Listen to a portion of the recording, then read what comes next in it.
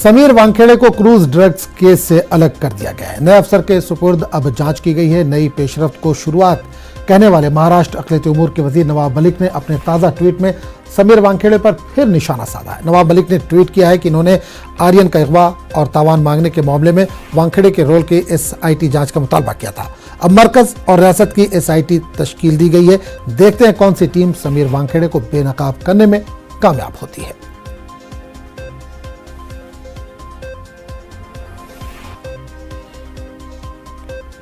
वहीं cruise drugs की जांच मुंबई ब्रांच से दिल्ली मुंतकिल कर दी गई। दिल्ली में NCB के सदर दफ्तर में क्रूज के समेत 6 मामलों की जांच के लिए अलग SIT तश्कील दी गई है।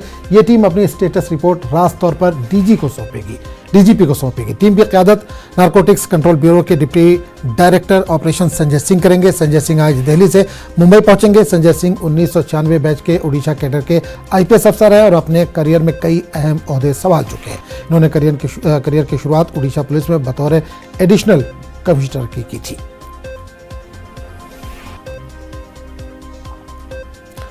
महाराष्ट्र के साबिक वज़ीर दाखिला अनिल देशमुख को आज अदालत में पेश किया जाएगा। देशमुख की तहवील आज खत्म हो रही है। मनी लॉन्ड्रिंग केस की तफ्तीश कर रही ED ने अनिल देशमुख को गुज़िश्ता दिनों गिरफ्तार किया था। एजेंसी के सवालों का तशफ़ी बख्श जवाब न देने में इन्हें गिरफ्तार किया गया था। खुसूसी अदालत ने इन्हें शनिचर तक ED की तहवील में भेज दिया है।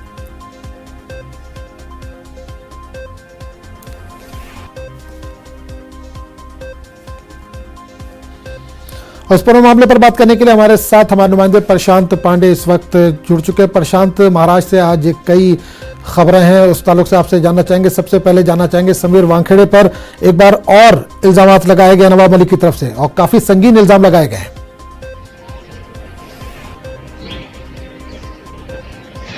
जी बिल्कुल, देखिए नवाब मलिक ने अभी ताज़ा जो ट्वीट किया उसमें साफ तौर पर कहा है कि वानखेड़े ने जो है आर्यन खान की किडनैपिंग की है और साथ ही साथ पैसों की डिमांड की है और इस मामले की जांच के लिए जो है स्टेट और केंद्र की 2 SIT बनाई गई हैं। देखना होगा कौन उनको बेनकाब करता है। देखिए, शुरुआती दौर से ही हमने देखा है कि नवाब मलिक जो है वानखेड़े को लेकर के अपने बयान जारी करें, जिसके बदले में वानखेड़े और उनके परिवार की तरफ से जवाब भी दिया जा रहा है। सबसे अहम बात मैं आपको बता दूं कि कल जिस तरह से फैसला लिया गया, जो सबसे अहम फैसला था कि आर्यन खान के साथ ही साथ कश्मीर का ड्रग्स मामला और कई ऐसे मामले हैं जो 6 टोटल मामले हैं जिसे अब वानखेड़े नहीं देखेंगे, यानी कोई और अधिकारी देखेगा।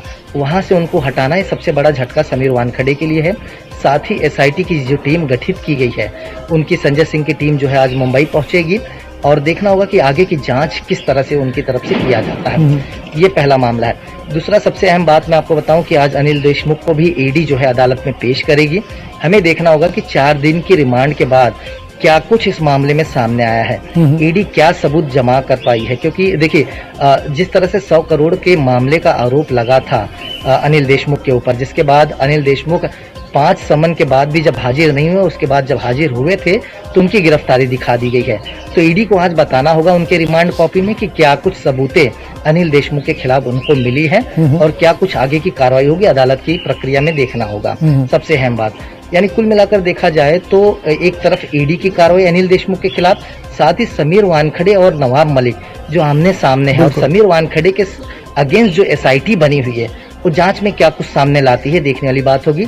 और सबसे अहम बात मैं आपको बताऊं कि जिस तरह से नवाब मलिक ने ये ट्वीट करके कहा है कि 2 SIT बनाई गई है, जो एक राज्य की है, एक केंद्र की है।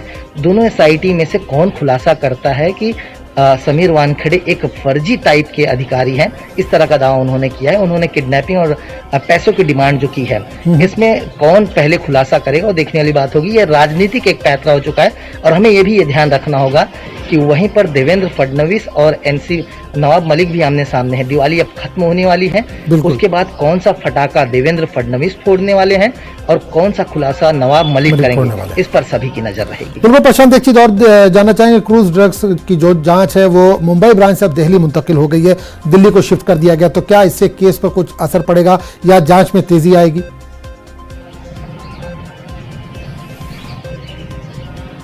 जी बिल्कुल, देखिए SIT जो है यहाँ पर भी बनाई गई है। टीम यूनिट 1 की जो है वो लीड भी कर रही है, वो हर एक उस मामले को देख रही है। जिस तरह से प्रभाकर सैनी ने आरोप लगाया था कि किस तरह से कन्वर्जेशन हुई थी समीर वानखेड़े और किरण के बीच में, किस तरह से पैसों की डिमांड हुई थी, पूजा ददलानी जो है, जो शाहरुख खान की मैनेजर है, वो किस तरह से लोअर परेल में आई थी, उनकी सीसीटीवी फुटेज, वो तमाम पहलू जो हैं वो मुंबई पुलिस की तरफ से खंगाला जा रहा है, इकट्ठा किया जा रहा है। उनकी तरफ से जो जांच की प्रक्रिया उसे आगे बढ़ाई जा रही है। लेकिन जिस तरह से मैंने कहा कि अभी फिलहाल ध्यान देना होगा आज की प्रक्रिया में कि किस तरह से संजय सिंह की पूरी टीम आएगी मुंबई, उसके बाद किस तरह से आगे की कार्रवाई की जाएगी, उसके बाद अदालत का रुख जो है वानखड़े की तरफ से भी किया गया है, उस पर क्या कुछ प्रक्रिया होंगी, वो तमाम चीजें हैं जिस पर आज देखने वाली बात होगी।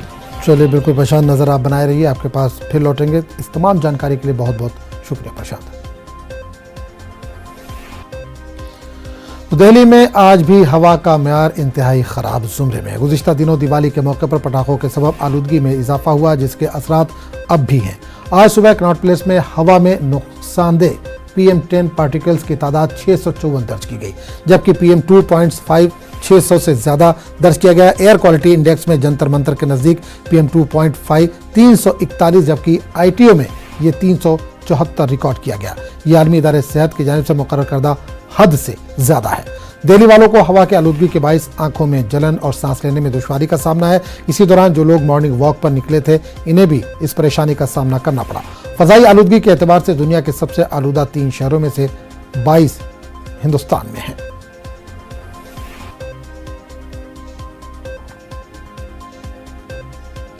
इतनी जल्दी थकते नहीं है साइकिल चलाते हुए। पॉल्यूशन की वजह से लंग्स में दिक्कत होती है, मतलब सांस लेने में प्रॉब्लम, फिर लंग्स में दर्द, जलन भी होती है, दर्द भी होने लग जाता है। पहले मतलब अच्छे से दिखता था, थोड़ा कम दिखता है पॉल्यूशन की वजह से। हाँ, थोड़ा फॉग वॉग भी दिखती है आसपास, और ब्रीदिंग में भी थोड़ी प्रॉब्लम्स आती हैं। और जैसे हम तेज चलाते हैं साइकिल, तो वही ब्रीदिंग में प्रॉब्लम आती है, और सामने का दिखते नहीं ज़्यादा दूर तक। गवर्नमेंट ने क्रैकर्स पे बैन तो लगाया था, बट कोई कोई तो बेच ही रहा है क्रैकर्स, तो वही उससे पॉल्यूशन में बहुत फर्क पड़ता है। पोल्यूशन तो बहुत है, दिवाली के बाद खासकर ज्यादा पोल्यूशन हो गया। दिल्ली में पहले बहुत पोल्यूशन था, पहले तो क्योंकि गाड़ी इतनी चल रही है, कार वार, और फैक्ट्री की तरफ पोल्यूशन छोड़ रही है, तो यही सब बात है। और अब साइकिल चलाते हुए थोड़ी वो भी हो जाता है, हाफनेस, और ह्यूमिडिटी भी बहुत है, और फॉग में कुछ ढंग का दिखाई भी नहीं देता।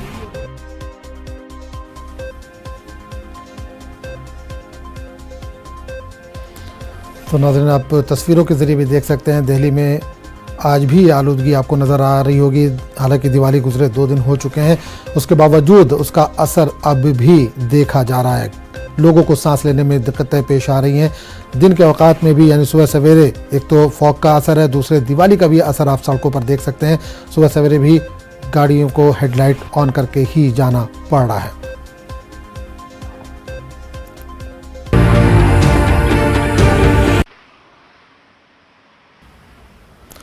तो दिल्ली में आज भी हवा का म्यार इंतहाई ख़राब ज़ुमरे में। गुज़िश्ता दिनों दिवाली के मौके पर पटाखों के सबब आलूदगी में इजाफा हो, जिसके असरात अब भी ज़ाहिर हो रहे हैं। तो इस पूरे मामले पर बात करने के लिए हम सीधे रुख करेंगे दिल्ली का, जहां से हमारे नुमाइंदे राजीव तिवारी इस वक्त सीधे तौर पर जुड़े हैं। राजीव, दिवाली को 2 दिन हो गए, लेकिन दिल्ली वालों को सांस लेने में आज भी दिक्कत पेश आ रही है।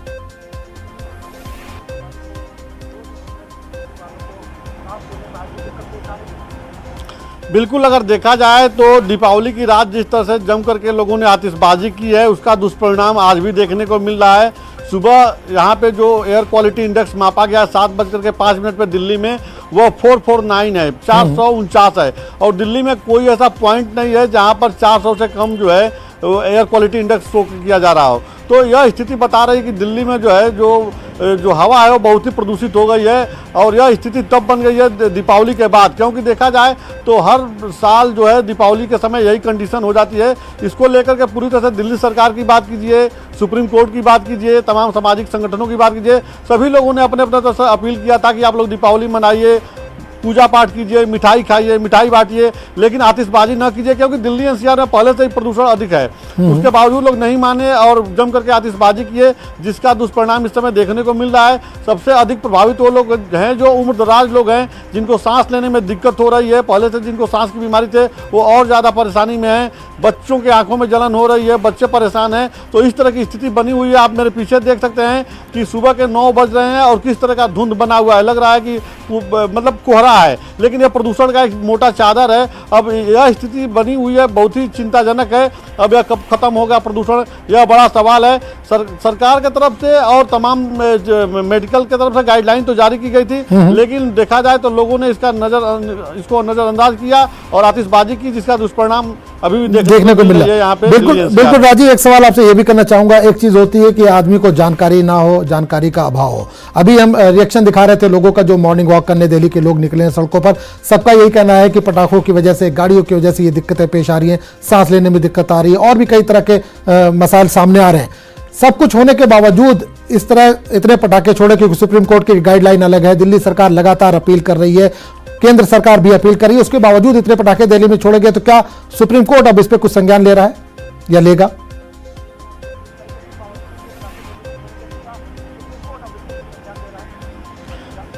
बिल्कुल, देखा जाए तो आने वाले समय में सुप्रीम कोर्ट संज्ञान लेगा। सबसे बड़ी बात यह है कि दिल्ली में पटाखों के बिक्री पर और पटाखे छोड़ने पर रोक लगी थी, उसके बाद भी लोग नहीं माने। सवाल यह है कि जब प्रदूषण बढ़ा है तो इससे आम नागरिक ही परेशान है, आम नागरिक के घर के लोग परेशान है, बच्चे परेशान है। ऐसे में अब लोगों को खुद जागरूक होने की जरूरत है कि अगर यही स्थिति बनी रहेगी और लोग नहीं मानेंगे तो प्रदूषण का लेवल बढ़ जाएगा, जो जानलेवा साबित होगा। और हर साल जो देखा जाए तो भारी संख्या में लोगों की मौत हो जाती है प्रदूषण की वजह से। तो लोगों का खुद जागरूक होना बहुत जरूरी है। जब खुद लोग जागरूक हो जाएंगे तो अपने आप ही जो है प्रदूषण का जो लेवल है डाउन हो जाएगा।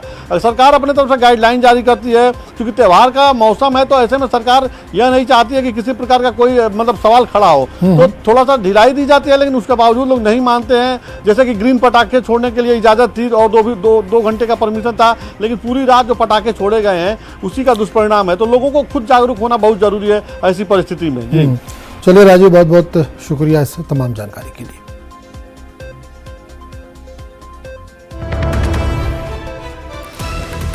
तो इस वक्त बड़ी खबर आ रही है मुल्क भर में कोरोना की सूरत हाल जो है, उस ताल्लुक से बता दें कि 24 घंटों में 10,929 नए केसेस की तस्दीक हुई है।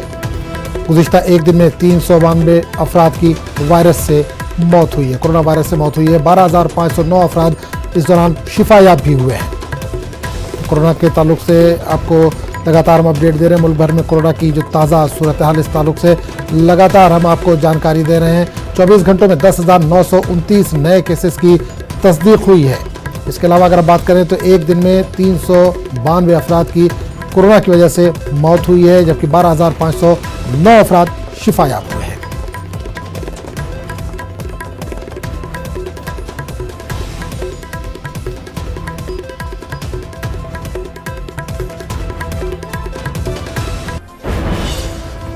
तो नाज़रीन, एक बार फिर आपको बता दें कि मुल्क भर में कोरोना की ताज़ा सूरत हाल के ताल्लुक से आपको बता दें कि 12,509 अफराद शिफायाब हुए। 24 घंटों में 10,929 नए केसेस की तस्दीक हुई है। गुज़िश्ता एक दिन में 392 अफराद की कोरोना की वजह से मौत हुई है।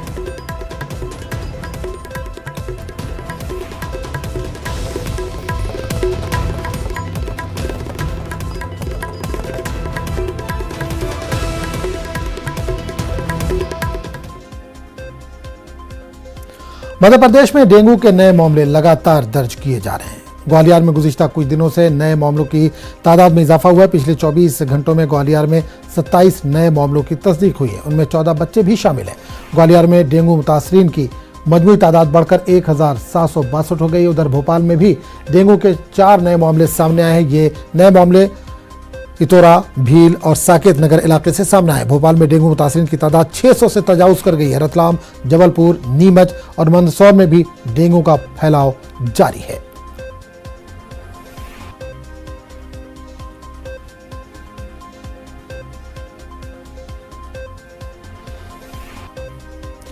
गुरुग्राम में मुसलमानों के जरिए खुले आसमान के तले नमाज पढ़े जाने पर सियासत जारी है। शरपसंद तंजीमें इस अमल की मुस्तकिल मुखालफत कर रही है। इस बीच MIM सदर असदुद्दीन अवैसी ने इन तंजीमों को सख्त तनकीद का निशाना बनाया। इन्होंने ट्वीट करते हुए लिखा कि गुड़गांव में जुमे की नमाज के खिलाफ मुजाहरे इस बात की एक बेहतरीन और वाज़ेह दलील है कि ये मुजाहिरीन कितने बुनियाद परस्त हो गए।